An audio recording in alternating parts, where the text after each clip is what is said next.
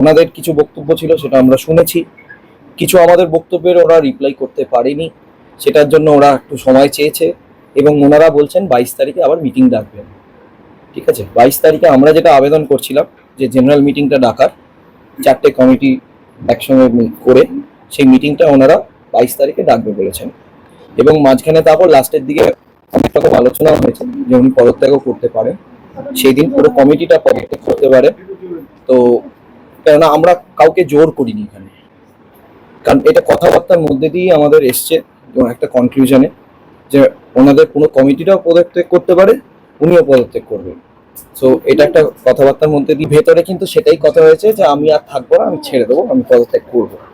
এবং তার মধ্যে ওনাদেরই এই কমিটির মধ্যে কিছু লোক এটে, সেটা কৃষ্ণবাবু ওনাদেরকে জিজ্ঞেস করেছিলেন, ওনারা কাউন্টারের উত্তরটা এখন অব্দি পাইনি। আমি সেক্রেটারিকে বললাম যে 38 এটা যদি তখন পড়ে শুনিয়ে দিত, তাহলে ওদের কমিটিটা বৈধ না অবৈধ সেটা তখনই প্রমাণ হয়ে যায়। উনি জিনিসটাকে চেপে যাচ্ছেন কেন? উনি ডিলে করতে চাইছেন প্রসেসটাকে। কিন্তু আমার একটাই বক্তব্য যে ডিলে যদি করতেই চায়, তা ডিলে করে লাভটা কি হবে? আজকে হয়ে গেছে 8 তারিখ, 22 তারিখে যদি ওনারা ছাড়তেই হয়, তাহলে এতদিন ধরে এটাকে টেনে হেঁচড়ে আমাদের সিনেমা ইন্ডাস্ট্রির নাম খারাপ হচ্ছে, এটা তো দেখতে হবে। এটা ভালো জিনিস নয়। আমরা কি জন্য আসতে চাইছি বা আমরা কি চাইছি? আমরা চাইছি সিনেমা ইন্ডাস্ট্রিটা নিউট্রাল ওয়েতে ভালোভাবে সিনেমা ইন্ডাস্ট্রিটাকে যাতে চালানো যেতে পারে। আমাকে তো সিনেমা ইন্ডাস্ট্রির জন্য ভালো কিছু যদি করতে পারি, আমি অ্যাজ এ এক্সিবিটার যদি বলি, আমি যদি 2টো সিনেমা হল এক্সট্রা বানাতে পারি বা আমি যদি 2টো সিনেমা হলকে সাহায্য করতে পারি বানানোর জন্য, তাহলে তো আমি কন্ট্রিবিউট করবো। প্রশ্ন তো ওনাদেরকে করা উচিত, ওনাদের আসবার পর আমাদের ইন্ডাস্ট্রিতে কি কন্ট্রিবিউট করেছেন এক একজন। প্রত্যেকটা ওদের কমিটিতে এমন এমন লোক প্রচুর আছে যাদের কন্ট্রিবিউশন ইজ জিরো।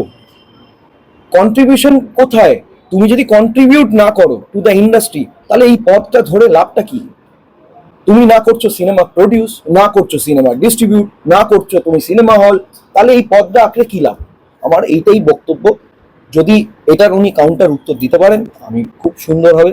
বাট আমার একটাই বক্তব্য যে এতদিন ধরে ওনারা কি করেছেন, কটা তোমরা তো দেখতে পাচ্ছ একের পর এক সিনেমা হল বন্ধ হয়ে যাচ্ছে, ওনারা কি করেছেন তার জন্য? উনি সেদিন বলে দিলেন সার্ভিস চার্জের জন্য উনি নাকি করেছেন, আবেদন করেছেন।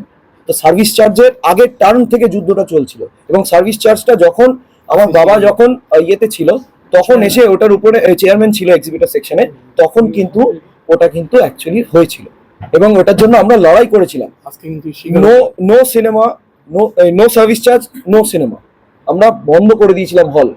তারপর ওটা মীমাংসা হয়ে যখন সার্ভিস চার্জ পেলাম, তখন গিয়ে আমরা সিনেমা হল চালুও করলাম।